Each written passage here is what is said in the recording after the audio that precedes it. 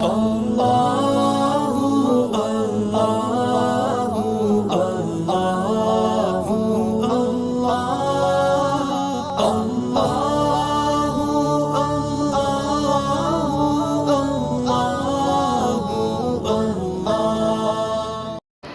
لله نحمده ونصلي على رسوله الكريم أما بعد فقد قال الله تعالى في القرآن العظيم وفي الفرقان المجيد بعد أعوذ بالله من الشيطان الرجيم بفضل بسم الله الرحمن الرحيم إنما يخشى الله من عباده العلماء صدق الله العظيم. وقال نبينا صلى الله عليه وسلم طلب العلم فريضة على كل مسلم أو كما قال عليه الصلاة والسلام. விண்ணையும் மண்ணையும் படைத்து பரிபாலிக்கக்கூடிய ஏக இறைவனாகிய அல்லாஹு தாலாவுக்கு அனைத்து புகழும் உண்டாவதாக. மேலும் சாந்தியும் சமாதானமும் பெருமானார் ரசூலே கரீம் ஸல்லல்லாஹு அலைஹி வஸல்லம் அன்னவர்களின் மீதும் அவர்களுடைய அடிச்சுவடுகளை பிசுறு தட்டாமல் பின்பற்றிய சத்திய சஹாபாக்கள் மீதும் தாபிஈன்கள் மீதும் தாபிஈன்கள் மீதும் மேலும் நாதாக்கள் சுஹதாக்கள் இங்கு அமர்ந்திருக்கக்கூடிய அனைத்து நல்லடியார்கள் மீதும் அல்லாஹு தாலா என்றென்றும் நின்று நிலவட்டுமாக. இஸ்லாத்தினுடைய காணிக்கையான சலாத்தை கூறி என்னுடைய உரையை ஆரம்பம் செய்கின்றேன். அஸ்ஸலாமு அலைக்கும் வரஹ்மத்துல்லாஹி வபரகாத்துஹு. இன்றைய காலத்தில் ஊர் தலைவர்களுக்கும் கட்சி தலைவர்களுக்கும் இன்னும் இயக்க தலைவர்களுக்கும் பெரும் வரலாறு படைத்தவர்களுக்கும் சிலை வைத்து சிறப்பிக்கக்கூடிய சமுதாயத்துக்கு மத்தியில் நம்முடைய இஸ்லாத்தின் தலைவர்களான உலமாக்களான பெருந்தகைகளுக்கு ஒரு சராசரி மனிதனுக்கு கொடுக்கக்கூடிய கண்ணியத்தை கூட நம் சமூகம் சில இடங்களில் தருவதில்லை. இன்னும் இன்றைய காலத்தில் ஃபேஸ்புக், இன்ஸ்டாகிராம், கூகுளில் கூட ஏதேனும் ஒரு மனிதர் வருவார், ஒரு பொய்யான செய்தியை சொல்வார், இது செய்தால் இது நடக்கும் என்று சொல்வார். அதையும் நம்பி நம்முடைய சமுதாயம் உடனடியாக செய்து பார்க்கக்கூடியவர்களாக இருக்கும். ஆனால் உலமா பெருந்தகைகள் ஒவ்வொரு மஹல்லாவிலும் ஒவ்வொரு ஜும்ஆ மேடையிலும் அல்லாஹு தஆலா கூறியிருக்கின்றான், பெருமானார் ஸல்லல்லாஹு அலைஹி வஸல்லம் அவர்கள் கூறியிருக்கின்றார்கள், அல்லாஹ்வும் அவனுடைய ரசூலும் இதை செய்ய சொல்லியிருக்கின்றார்கள், இதை நீங்கள் செய்யுங்கள். அல்லாஹ்வும் அவனுடைய ரசூலும் இதை விட்டு தடுத்திருக்கின்றார்கள், எனவே இதை விட்டு நீங்கள் தடுத்திருங்கள் என்று சொன்னாலும் அதை பெரிதாக நம்முடைய சமுதாயம் எடுத்துக் கொள்வதும் இல்லை, அதை எடுத்து நடப்பதும் இல்லை. அல்லாஹ்வின் நல்லடியார்களே, இது எவ்வளவு பெரிய மோசமான நிலையாக இருக்கின்றது என்பதை நாம் சிந்தித்து பார்க்க வேண்டும். உலமாக்கள் எப்பேற்பட்ட சிறப்புக்குரியவர்கள் என்று தெரியுமா? குர்ஆனிலே அல்லாஹ் தஆலா கூறுகின்றான், இன்னமா யக்ஷல்லாஹ மின் இபாதிஹில் உலமா. அடியார்களிலிருந்து அல்லாஹு தஆலாவை அதிகம் பயப்படுபவர்கள் அவர்கள் உலமாக்கள் தான் என்று அல்லாஹு தஆலா திருமறையிலே சாட்சி சொல்லிவிட்டான். இன்னும் பெருமானார் ஸல்லல்லாஹு அலைஹி வஸல்லம் அவர்களும் خيركم من تعلم القرآن وعلمه, உங்களில் சிறந்தவர் குர்ஆனை கற்றும் அதை கற்றுக் கொடுப்பவரும் தான் என்று சொல்லிவிட்டார்கள். இதற்கும் மேலாக ஒரு ஹதீஸை பெருமானார் ஸல்லல்லாஹு அலைஹி வஸல்லம் அவர்கள் சொல்லியிருக்கிறார்கள்.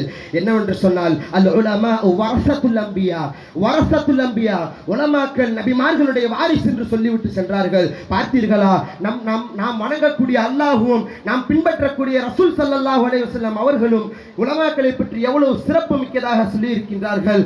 அல்லாஹ் தஆலாவை நாம் வணங்குகின்றோம், நாம் இஸ்லாத்தினுடைய சமுதாயமாக இருக்கின்றோம். நம்மின் மீது உலமாக்களை சிறப்புப்படுத்துவதும் கண்ணியப்படுத்துவதும் எவ்வளவு பெரிய முக்கியமான கட்டாய கடமையாக இருக்கின்றது என்பதை நாம் சிந்திக்க கடமைப்பட்டுள்ளோம். சகோதரர்களே, அல்லாஹ்வின் நல்லடியார்களே, இன்று நம்முடைய சமூகத்தில் இப்பேற்பட்ட சிறப்புக்குரிய ஆலிம் பெருந்தகைகளை உருவாக்கக்கூடிய மதரசாக்களையும் நம்முடைய சமுதாயம் மனதளவில் தாழ்ந்த அந்த சிந்தனை வைத்திருக்கின்றது.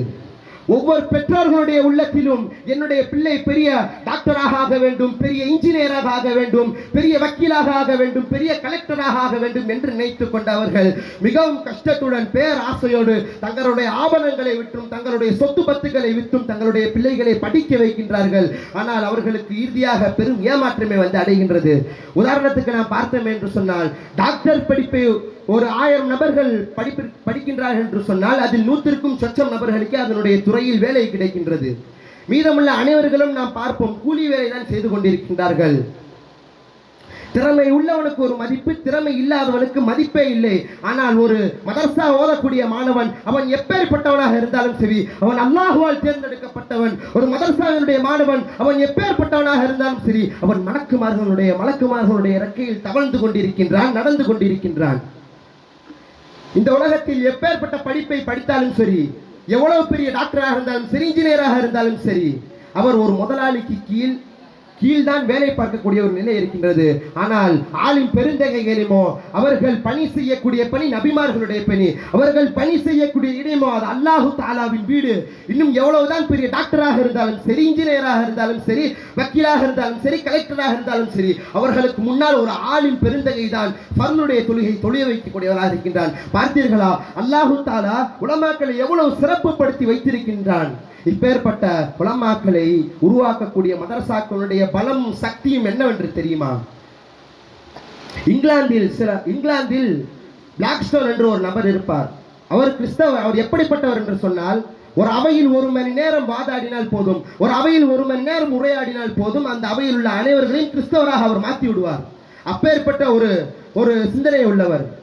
ஒரு நாட்டிற்கு அவர் தங்கியிருந்தார் என்று சொன்னால், அவர் அந்த நாட்டில் தங்கி 3 மாதங்களுக்கு மேல் ஆகாது, அந்த நாட்டில் உள்ள பெரும்பாலானவர்களை கிறிஸ்தவர்களாக மாற்றி விடுவார். இந்த நிலையில் இஸ்லாம் இந்தியாவில் மிகவும் பரவலாக பரவி இருக்கின்றது. இதை அறிந்து கொண்ட அந்த கிறிஸ்தவ தலைவர்கள், இங்கிலாந்தினுடைய கிறிஸ்தவ தலைவர்கள் ஒரு பெரும் ஆலோசனை செய்கின்றார்கள். ஆலோசனை செய்துவிட்டு சில நபர்களை இந்தியாவுக்கு அனுப்புகின்றார்கள். அவர்களுடைய பருப்புமோ இந்திய முஸ்லிம்களிடத்தில் வேகவில்லை. அவர்கள் தோல்வியுடன் வந்து சொல்கின்றார்கள், எங்களால் ஒரு முஸ்லீமை கூட கிறிஸ்தவனாக மாற்ற முடியவில்லை என்று சொன்னார்கள். இதன் பிறகு ஒரு பெரிய ஆலோசனை செய்கின்றார்கள். செய்துவிட்டு அவர்கள் அந்த பிளாக்ஸ்டோன் என்ற நபரை இந்தியாவுக்கு அனுப்புவதற்காக வேண்டி முடிவு செய்கின்றார்கள். முடிவு செய்துவிட்டு அதே போன்று அந்த பிளாக்ஸ்டோன் என்பவரும் இந்தியா வந்து அடைகின்றார். இந்தியா அடைந்து விட்டு சில காலங்கள் ஆகின்றது. சில காலங்கள் போனதற்கு பிறகு அந்த இங்கிலாந்தினுடைய தலைவர்கள் மிகவும் ஆவலுடனும் தேட்டத்துடனும் இந்தியாவினுடைய நிலையை கேட்டு ஒரு கடிதத்தை பிளாக்ஸ்டோன் என்பவருக்கு அவர்கள் அனுப்புகின்றார்கள். அதை படித்துவிட்ட அந்த பிளாக்ஸ்டோன் என்பவர் பதில் கடிதம் எழுதுகின்றார். எப்படி என்று சொன்னால், நான் இந்தியாவினுடைய நிலையை நேரில் வந்து சொல்கின்றேன் என்று அவர் எழுதிவிட்டார். எழுதிவிட்டு சில காலங்களுக்கு பிறகு அவரும் இந்தியா வருகின்றார். இந்தியா வந்து விட்டு சொல்கின்றார், எப்படிப்பட்டவர், ஒரு அவையில் உரையாடினால் அனைத்து நபர்களையும் கிறிஸ்தவராக மாற்றி விடுவார். ஒரு நாட்டிற்கு சென்றாரே ஆனால் பெரும்பாலானவர்களை கிறிஸ்தவராக மாற்றி விடுவார். அப்பேற்பட்டவர் சொல்லக்கூடிய ஒரு விஷயம், நான் இந்தியாவில் 17 மாதங்களாக நான் தங்கியிருந்தேன். 17 மாதங்களாக தங்கியிருந்தேன். என்னால் ஒரு முஸ்லிமை கூட கிறிஸ்தவனாக மாற்ற முடியவில்லை. காரணம் என்னவென்று தெரிவதற்காக வேண்டி அவர்களுடைய வீதியிலே நான் மாறுவேடத்தில் சென்றேன். சென்ற பொழுது பார்த்தால் அவர்களுடைய வீதியில் அதிகமாக குர்ஆனையும் ஹதீஸையும் கற்றுத்தரக்கூடிய மதரசாக்கள் இருந்தது. இந்த விஷயத்தை சொல்லிவிட்டு அவர் சொல்கின்றார், நாம் ஒன்று புரிந்து கொள்ள வேண்டும். குர்ஆனையும் ஹதீஸையும் கற்றுத்தரக்கூடிய மதரசாக்கள் இருக்கும் வரை, கல்வி ஊடகங்கள் இருக்கும் வரை, நம்மால் ஒரு முஃமினையோ முஸ்லிமையோ எந்த மதத்திலும் மாற்ற முடியாது, கிறிஸ்தவனாக மாற்ற முடியாது, நெருங்கக்கூட முடியாது என்று அவர்கள் சொன்னார்கள். பார்த்தீர்களா, அல்லாஹ்வின் நல்லடியார்களே, இந்தியாவில் இஸ்லாம் நிலைத்து நிற்பதற்கு காரணம், இஸ்லாம் உறுதியாக நிற்பதற்கு காரணம் அது இல்மும் அதை கற்றுத்தரக்கூடிய மதரசாக்களும் தான். இப்பேற்பட்ட இல்மை கற்கக்கூடியது எவ்வளவு முக்கியமான விஷயம், கட்டாய கடமையான விஷயமாக இருக்கின்றது என்று தெரியுமா? பெருமானார் ஸல்லல்லாஹு அலைஹி வஸல்லம் அவர்கள் சொல்லிவிட்டார்கள், தொலபுல் இல்மி ஃபரீதத்துன் அலா குல்லி முஸ்லிம். மார்க்க கல்வியை கற்பது என்பது ஒவ்வொரு முஃமின் மீதும் கட்டாய கடமை என்று சொல்லிவிட்டார்கள். ஆனால் இன்றைக்கு மார்க்க கல்வியினுடைய நிலை எப்படி இருக்கின்றது என்று தெரியுமா? இந்திய முஸ்லிம்கள் சிலர்கள் பிரேசில் நாட்டிற்கு அவர்கள் செல்கின்றார்கள். சென்ற பொழுது அவர்கள் தொழுகைக்காக வேண்டி அவர்கள் பள்ளியை தேடுகின்றார்கள். அவர்கள் தேடும் பொழுது அனைத்து பள்ளிகளும் பூட்டப்பட்டு இருக்கின்றது. இதை அவர்கள் பொதுமக்களிடத்தில் விசாரிக்கின்றார்கள்.